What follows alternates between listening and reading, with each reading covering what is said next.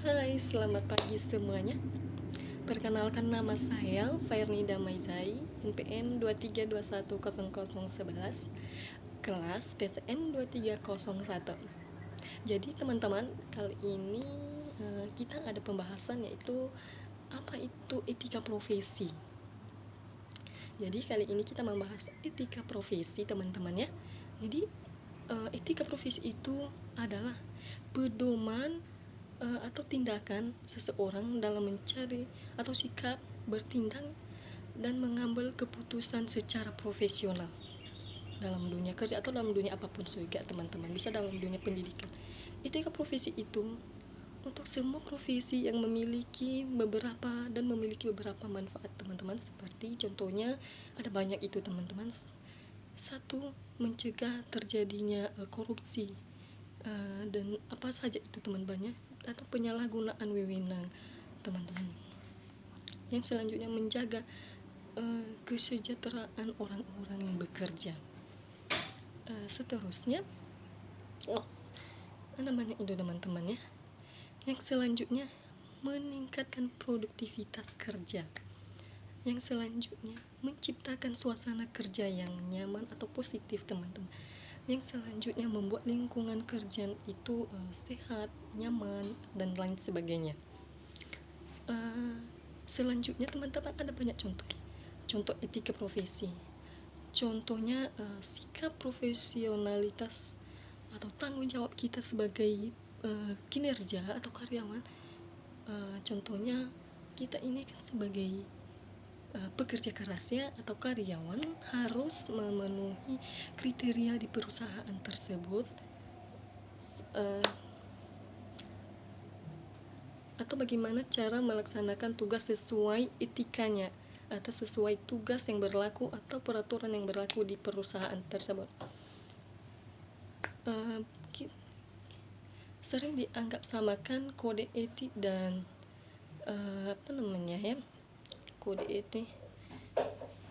Iya, kode etik itu kan dan etika profesi itu beda ya, teman-teman. Etika profesi itu mengandung beberapa banyak hal pengertian. Etika profesi itu kita udah tahu bahwa salah satu contohnya dalam dunia pendidikan, ketika seseorang guru mengajar kepada siswa, atau dia itu harus memberikan teladan atau contoh. Contohnya, dia salah memberikan moral atau mengajarkan yang enggak kepada siswanya. Nah, di situ terjadi pelanggaran moral, teman-teman, atau enggak cocok. Kita tahu dulu dalam dunia pendidikan, contohnya guru itu kan menyampaikan yang enggak, itu kan tidak sesuai dengan peraturan yang berlaku di Indonesia, teman-teman. Kita tahu dulu bahwa etika profesi itu keguruan merupakan harus menjadi pedoman sikap yang harus dijalankan seorang guru dalam melaksanakan tugasnya sebagai guru. Etika profesi itu, teman-teman, kita tahu dulu ada beberapa macam ya, teman-teman. Satu, bertanggung jawab terhadap wawasan dan keahliannya ya, harus bertanggung jawab. Yang kedua, mengamalkan ilmu agar bermanfaat kepada diri sendiri dan orang lain. Yang ketiga, memiliki dan melaksanakan kejujuran profesional. Yang keempat, berusaha memperoleh informasi tentang peserta didik. Untuk mencegah atau mengurangi pelanggaran etika profesi tersebut, teman-teman, pemahamannya ada kesadaran pada diri sendiri. Perlu maksudnya ditinggalkan hal-hal yang buruk. Contohnya seperti etika mata pelajaran, etika profesi. Kita kan, teman-teman, itu adalah calon-calon guru. Kita harus memberikan karakter yang baik dan sesuai moral dan etika profesi kita ya, teman-teman. Kita harus jadi contoh kepada lingkungan dan masyarakat, dan apalagi terlebih kepada siswa kita. Contoh masalah etika profesi itu yang terjadi, di antaranya contohnya etika profesi pelecehan, kriminasi, privasi data, kesehatan, dan lain sebagainya, teman-teman. Itu adalah salah satu contohnya. selanjutnya teman-teman, di sini kita terus belajar Bapak itu etika profesi. Beberapa cara menghadapi etika profesi itu dalam dunia pekerja ya, karena kita di sini adalah pekerja-pekerja keras, apalagi kuliah malam ya, pasti semua itu adalah jiwa-jiwa pekerja keras teman-teman. Jiwa-jiwa pekerja itu harus, apalagi karyawan, harus ada etikanya teman-teman. Satu, melakukan analisis risiko. Kedua, berkaca pada latihan yang telah didapatkan. Review panduan perusahaan atau apa saja itu ya teman-teman. Yang selanjutnya, mengacu pada peraturan yang berlaku di perusahaan tersebut atau yang berlaku di tempat kita kerja ya. Yang kelima, mempercayai diri sendiri gitu. Yang keenam, berbicara dengan orang yang bersangkutan atau sekitar kita. Ketujuh, meninggalkan sikap-sikap yang buruk, yang sering terlambat atau apa saja itu, melawan, tidak mau senyum. Jadi kita itu yang namanya karyawan atau pekerja harus memberikan pelayanan yang terbaik, pelayanan prima kepada customer kita. Kita memberikan senyuman yang manis, yang lemah lembut teman-teman. Teman-teman semua, pernah kita dengar kasus etika profesi ini pada tahun 2024 ya, di mana Mulyana Kusumas sebagai seorang anggota KPU pada waktu itu diduga menyuap anggota BPK, menyuap ya teman-teman. Dan saat itu akan melakukan audit berkaitan dengan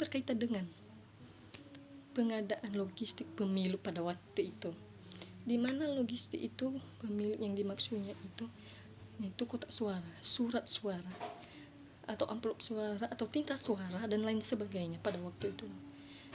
Yang setelah dilakukan pemeriksaan pada KPK, dilakukan secara penyempurnaan kembali pemilu tersebut.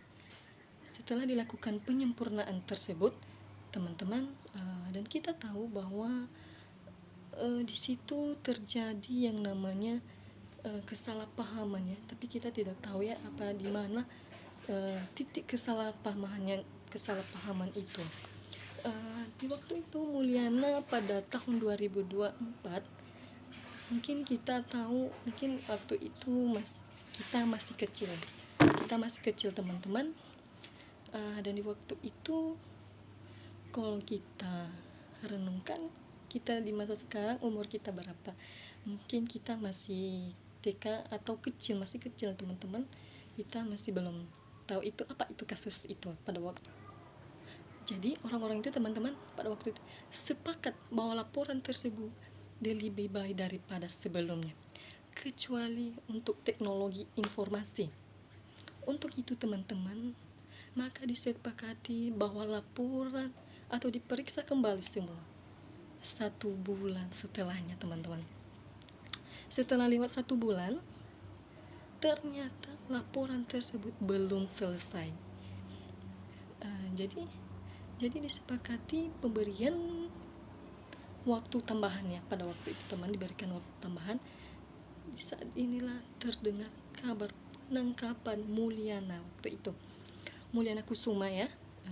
Jadi ditangkap karena dituduh melakukan penyuapan tim editor BPK, menyuap.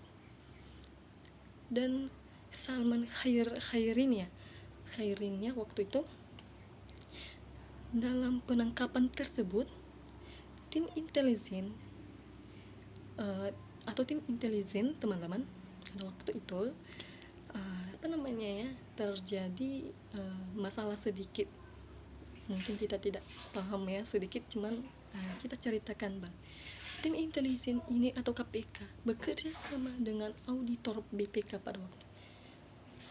Sedangkan koordinator ini dia bekerja sama menuduh si Mulyana tadi untuk penangkapan terjadi ya. Begitulah teman-teman ceritanya, atau search nanti di Google pasti ya. Dalam kasus ini terdapat pelanggaran kode etik di mana auditor melakukan pelanggaran kode etiknya. Dalam mengungkapkan kecurangan tersebut, auditor telah melanggar prinsip keempat etika profesi, yaitu objektivitas. Dia melanggar, teman, yaitu telah melihat salah satu pihak dengan dugaan atau kecurangan. Auditor juga melanggar, teman-teman, prinsip kelima etika profesi, akuntansinya itu. Dan karena tidak kehati-hatian atau tidak profesional ya, teman-teman, di sini auditor dianggap tidak mampu mempertahankan pengetahuan dan keterampilannya atau tidak profesionalnya, sampai dia harus melakukan pencegahan etika tadi ya, atau kecurangan atau penuduhan yang terjadi ya. Jadi di sini teman-teman, kita tahu bahwa di setiap kode etik itu bagi seorang guru itu ya harus mampu ya, karena kita ini adalah calon guru, teman-teman, harus mampu menjalankan tugasnya sebagai guru, harus menjalankan tugasnya apapun itu, teman, dimana kita harus bersumpah bahwa kita menjalankan tugas ini untuk negara, bukan untuk pribadi masing-masing, supaya negara kita ini maju, mempunyai etika profesinya masing-masing. Harus melakukan apapun juga itu, teman-teman, maksudnya yang berhubungan dengan undang-undang kita harus kita laksanakan, harus kita penuhi peraturannya. Jangan sampai kita hilangkan rasa-rasa etika kita hanya gara-gara satu hal atau seseorang ataupun siapapun. Oke, teman-teman, demikian video kita kali ini. Kita lanjut nanti di waktu berikutnya. Salam.